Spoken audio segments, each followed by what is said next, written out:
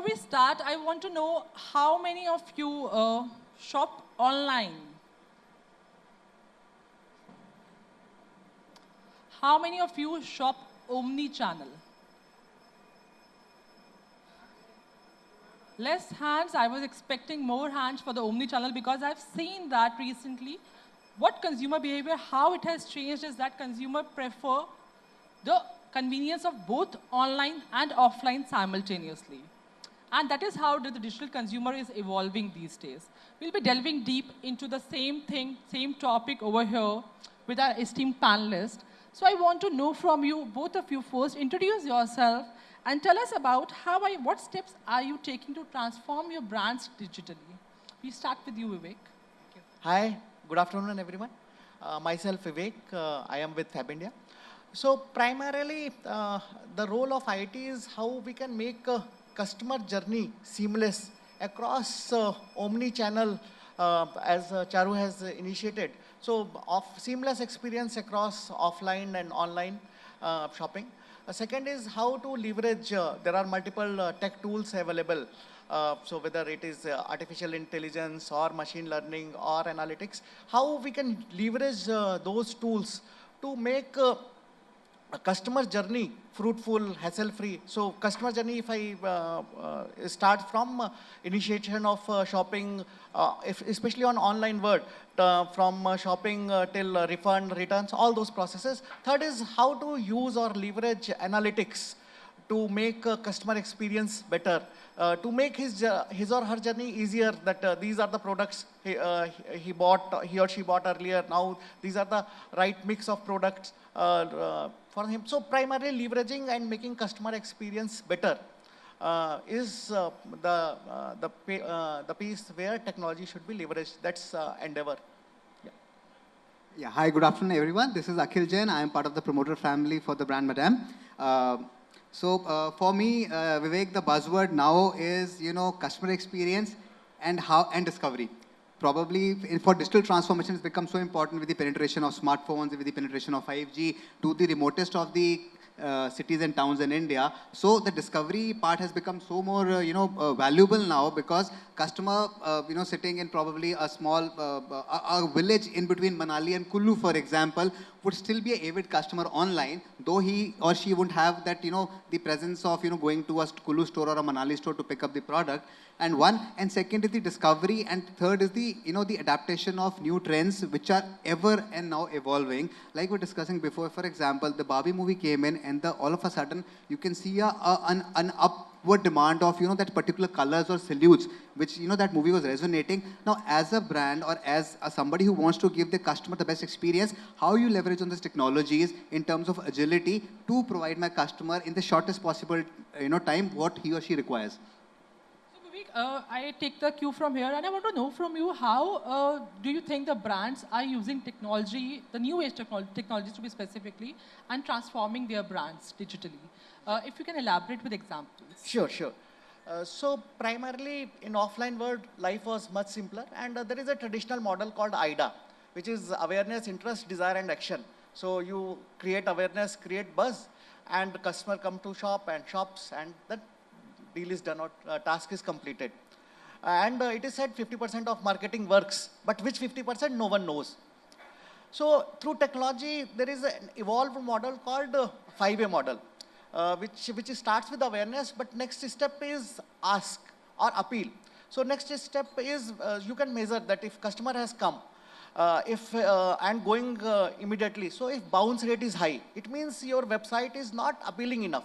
So now purpose of technology is measure that where the customer experience is breaking or lagging, and then how you can fix it. So rather than identifying tool and then identify the problem, it should be vice versa. Identify the problem, and with the latest tools available, you can measure each of the steps. So second step is appeal. So suppose bounce rate is high, it means your website is not engaging enough for the customer. Then third step is ask. So if he's coming, he's spending time, but not saving much in cart. It means your website is not, he's not asking enough questions. So till it is saving the cart, how much time is spent, and then you can take corrective action, especially on UI, UX front, discovery front, like how you can engage. These are the new designs, these are the new styles which are relevant for. So third step is ask. And every step, the role of technology is very, very important. The fourth step is he or she has saved it in cart, but still action has not happened. Action is the deal he has not done the transaction. Payment is the most important thing. So payment or action is important. So how you have given him experience, is he confident that his goods reach on time because the festival, he has marked the day, and all those visibility of shipment and all those things are very, very important post purchase experience. Then important piece comes the return. So how you can make return seamless, and then refund. So this entire journey, so this action is from starting of awareness till return and refund is very, very important, and you need to measure that. And the last step is advocacy. So now the CAC or customer acquisition cost is so high, and if you keep on evolving or going for or fishing for new customer, this model is not sustainable. So 80-20 rule, as per Pareto's 80-20 rule, most of the sales should come through loyal customer or the customer who give you positive feedback. Because it is primarily, most of us shop, whether it is make my trip or something, based on customer ratings or referrals or reviews. So advocacy is the piece which was missing earlier, because deal or task was supposed to be done once the sale has happened. Now it moves from action to advocacy. So a customer, a loyal customer or a happy customer is there, and all these touch points, technology need to be leveraged. So primarily on the area of analytics, which Amar also mentioned, and along with that, the overall customer journey. Yeah, so Akhil, he very beautifully explained the journey of the consumer and where technology can intervene. I want to know from you, which are the tech tools that you are using to enhance the CX? See, there's an ecosystem of a large number of services and solutions that any company would use, be it be CRM tools, be it be your customer management tools, be it be your business intelligence tools or your analytics. Probably naming a few, for example, I work on a CRM tool called Zeno, which is an AI engine-based information, which also tries to help us in predictive analysis if we have given the tool enough data to create a pattern. So simultaneously, so many tools in merchandising are available today. We do a lot of predictive analysis on replenishment, and probably you can actually have a look of which store had what product, when did Shopify had which product, when it got stocked out, and what was the piece missing from the supply chain side that it could have been fulfilled, and we could have either created more sales or lowered your missed opportunity cost. So it's not just one tool that does it, but it's a combination of a lot of tools. AI, ML has become a really big word and buzzword as of now. The only thing which will drive these forward is a very, very clean data. So the cleaner the data, the better the answer is. But is everybody experimenting? It's again in nascent stages, but that's going to be the future, I would say. But generative AI is a new buzzword these days. Generative, yes. So how are you using generative AI? As of now, no. It's just a buzzword still for us. We are still using AI in certain domains of the analytics that we're doing. Regenerative AI is the new buzzword, as is metaverse, for example. So probably I think we'll go into it if Vivek have some insights on it. We are also exploring. So because there are two ways to leverage the technology. One is you become the pioneer and be the first mover. Or second is let it be matured and then see the business case, which customer problem you can solve by using that. So generative AI is definitely a future, and we are working on multiple cases to leverage it for better customer experience. Can you explain what sort of experiments are you doing? So primarily it is in area of how you can make the customer look feel of the product based on historic purchases, what are the more liking of the new products, all those areas, primarily on the customer buying, how you can make that journey better, primarily on those lines. Vivek, as you said, you are observing how other brands are implementing it, and then you'll be implementing it. So I'm very sure there must be a lot of challenges that the brands might be facing during transforming their brands digitally. So what are those challenges, and how do you solve them?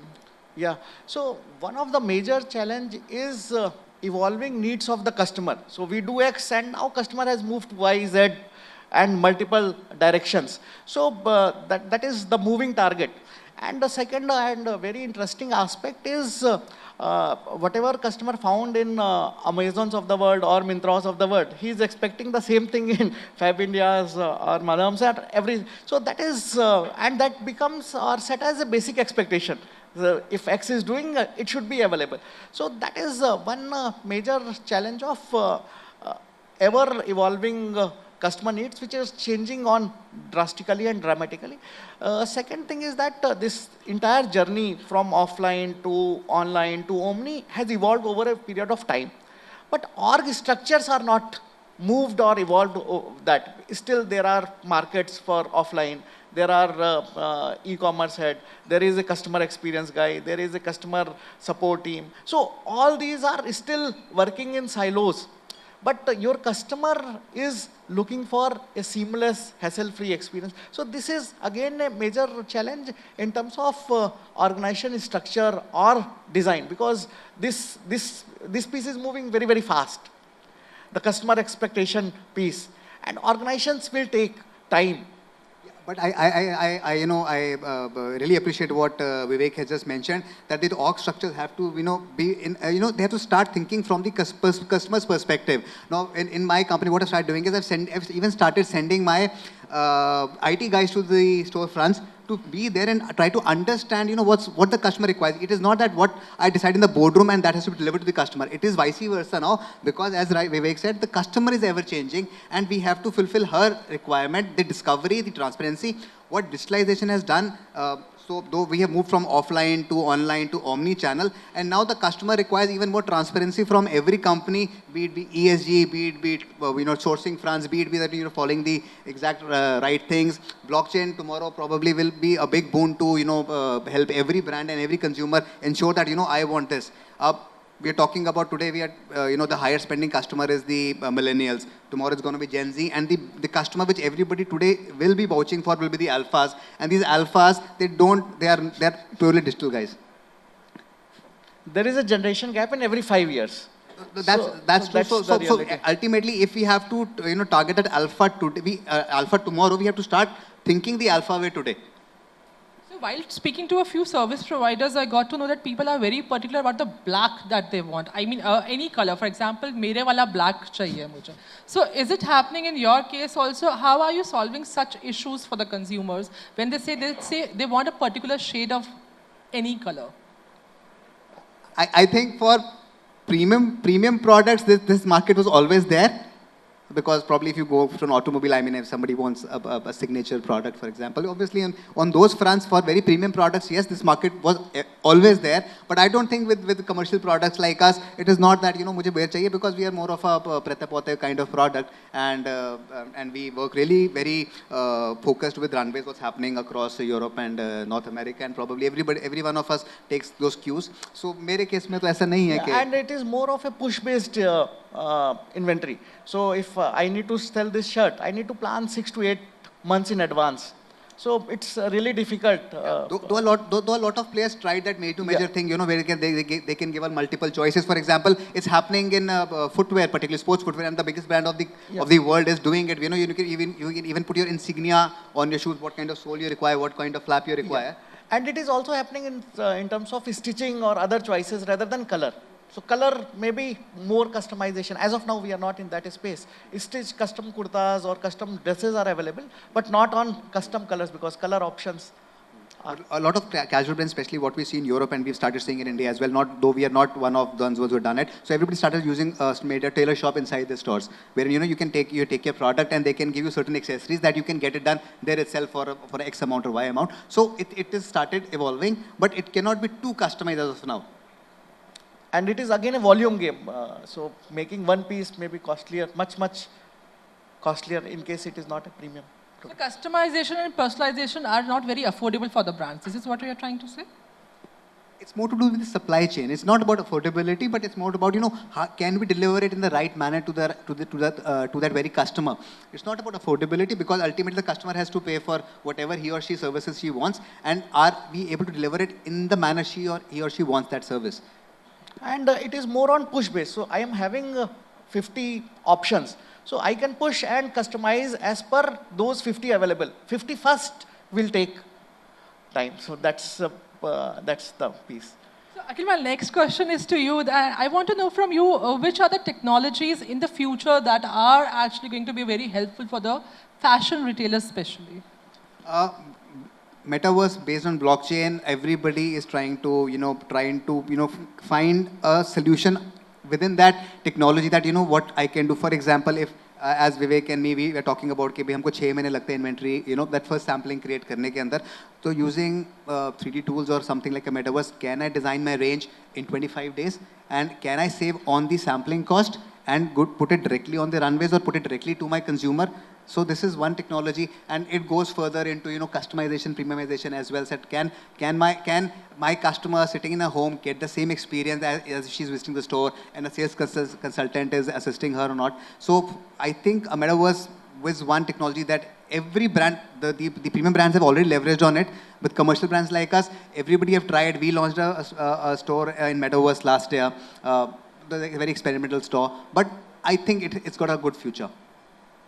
So I would like to close this session with the closing remarks from both of your side, and then we'll open the floor for the questions. So any closing remarks that Vivek and Akhil would like to add? Yeah, closing remark is one line that technology should solve the customer problem.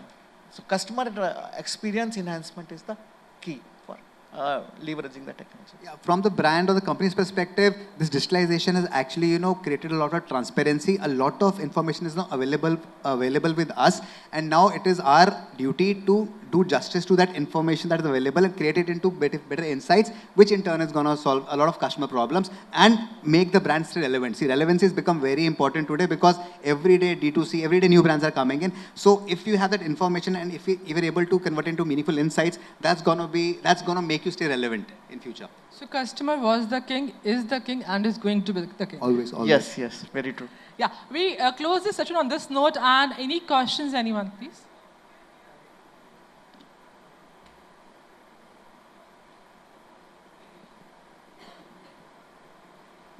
Hi, thank you so much for such an insightful session.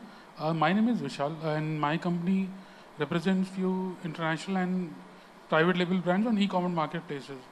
So we all are talking about technology and what are the tools available like AI, machine learning, all those stuff.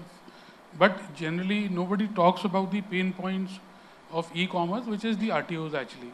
So how technology can help us in reducing it or maintaining a proper balance between what we are selling and what is coming back to us. Especially the categories like apparels, eyewear, which I deal into. I mean, in eyewears, the RTOs are around 30%. In apparels is around 50% actually. So, I mean, what are your thoughts on this? That how, AI and all this technology can help us in, downsizing these RTOs and the pain points for the sellers. Obviously, the customer is the king, but still, we need to have a seller experience also. Whom do you want to answer this question? I mean, either of them, both have very good knowledge about, what they're talking about. I'll tell you, sir, the customer has to become more sensitive. It's, and when we see globally, India is following a very similar pattern of what's happened in the West. People were very insensitive to us when the e-commerce just launched over there. So people would, pick up if they want a medium, large and XL size, for example, and they would order 3 because they were not sure what brand's going to offer. And so we are also in that evolution stage wherein, we actually were putting a lot of junk on the e-commerce platforms because the teams are not equipped as of now even, to, put the right size charts or maybe the right fabrics. And the consumer in the end ends up, saying, okay, let me buy 2-3 products and I'll return it. So that's where the RTVs are too high. Now, and okay, number 2 is, for example, which kind of target customer are we catering to on the digital platforms? So somebody who's coming to offline stores with a deep pocket is very different from a Gen Z or an Alpha who is buying online, who's very price sensitive. So once So these technologies, whatever technology you have, and there's a company called Stylumia, for example, which does a lot of research on the digital platform for D2C brands, for example. So they help you, curate your collection specifically for specific customers. So these are few things probably which will actually bring the RTOs down, but eventually the customer has to become more sensitive for that. Yeah, I mean, absolutely right. I mean, what I have read about it is that as a brand owner, probably we, all of us, is we need to work more on the content, what we are showing to the customer and what actually the customer is getting. There shouldn't be a deviation between that. But how, how AI can help us in, getting this, reducing it? So data is available, as I mentioned in previous context also. Data is available. Probably once we start creating insights of data, what's happening, a lot of data is available across everyone. So अब उसको insights में create करना बहुत ज़रूरी है. अगर as a brand owners, as a company, हम insights ही नहीं create करेंगे, so कभी answer नहीं मिलेगा. So I think this problem need to be broken in two parts. One is genuine returns and another one is intentional returns. So through help of AI, you can find out the patterns of intentional returns that bought, returned after 2-3 days. Intentional ones are the pain points actually. I mean, genuine returns are obviously, that's so everyone factors in. Intentional means a dress is ordered for a party is done, dress is returned. Right. Yeah. Intentional. And there are several customers who order in that manner. So these serial offenders can be identified through AI, and you can give that limited options for return or non-COD. And there are multiple ways to tackle those customers on intentional returnees. And second is genuine, then you need to identify, as I mentioned, that what are the top reasons why customer is returning, whether it is size issue or fit issue, whether to excel of the company of not same, what are the genuine issues why returns are happening and need to be worked on to reduce. So it is a primarily ecosystem responsibility. So the supplier is also part of that, as well as the retailer, as well as customer. So all the stakeholder on the ecosystem has to make this sustainable, because if one end will not survive, then this cycle will collapse, because this model is not sustainable. 30% return and all those things. The buzzing of buzzer says the time is up. So we'll have to close it over here, and you can take the questions with the speakers. They'll be around. Cool. Yeah. Thank you so much. Thank you so much. Thank you so much.